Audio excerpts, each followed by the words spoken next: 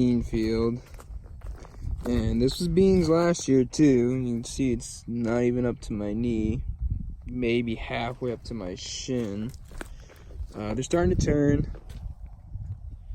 Hopefully, you know, the heat kind of laid off. Got some cool weather. It's kind of working against a lot of the grain guys this year. For us, for apples, it's actually good. Cool nights color the apples really well, and that's really important for markets. A bit of a miss right there. But these beans are not going to be high yielding. They're going to be, I don't know, from the looks of it, maybe in the 20 bushels. It's just a small little parcel, but a lot of the beans are looking like this in the area. Maybe 20, 30 bushel beans. Probably not much more.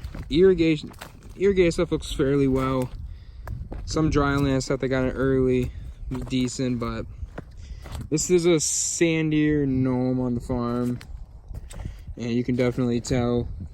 I mean, we had a really wet spring, and after that it was just absolutely no rain at all. I mean, this entire summer we maybe got an inch. Some of these beans here up to my knee, but yeah, some spots here and there, there's just almost nothing. But the pods are, I mean, there's not a whole lot on them. What there is there, I mean, you have 2s and 3s, but they're not, the pods didn't fill all the way. Maybe missing a bean here and there, one of the pods. They're definitely going to be some very small beans, so that's gonna hit yield pretty good too. But you know, hopefully this will be a surprising field, and maybe it'll do better. This one's about midway to my thigh now, still kind of moving through. They turn a little bit later than it'll, you know, then the guy would probably like. These are, I think these are 2.6 maturity. And again, this is one of the fields that we rent out to a local guy.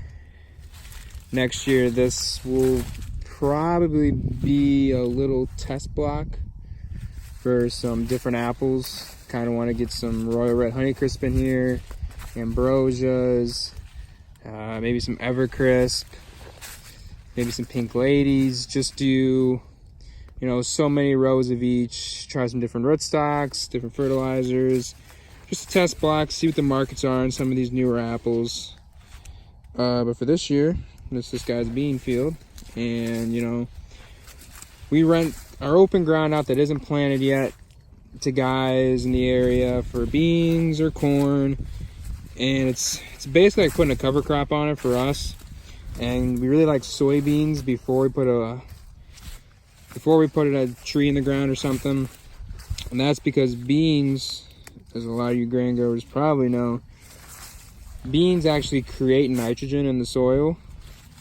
So that helps the tree get off to a pretty good start.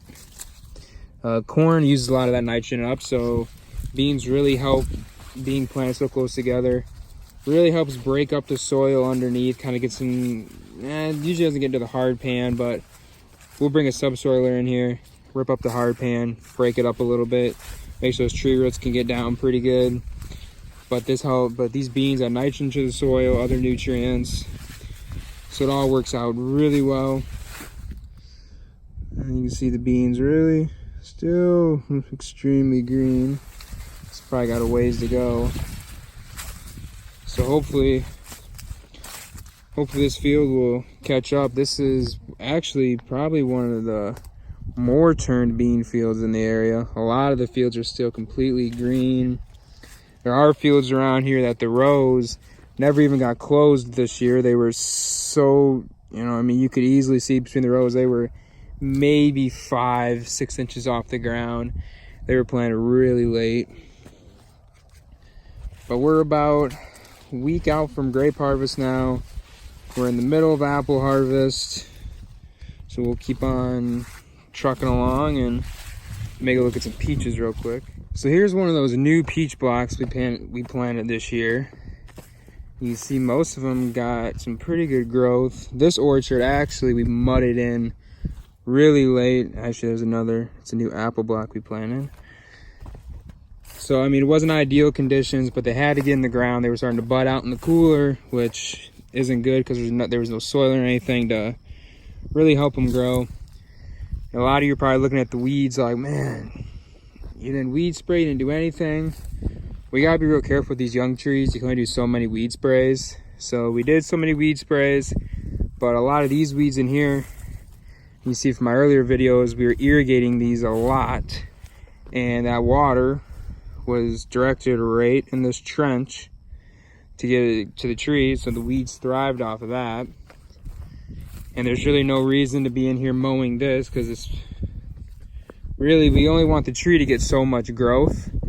And once the tree, these probably got the growth we wanted to get this year, but if we wouldn't have left a lot of these weeds, then this would have kept growing. And we wanted to shut that growth down at a certain time so that tree can harden off before winter, otherwise the winter will kill it. So the weeds giving them competition makes them harden off. So you can see this is all green, no growing point anymore. So next year you'll get a real light green that'll start to push out, and that's the new growth. But for this year, it's done, which is good. That way, we won't have any problems with winter kill. But because earlier we put 2 weed sprays on, and that was as much as these young trees can handle. You really don't want to do more than that.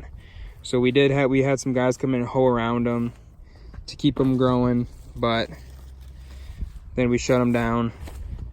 We will come in here this fall still before it snows, and we'll mow this off, put some rat bait down, make sure that nothing will eat or girdle the trees.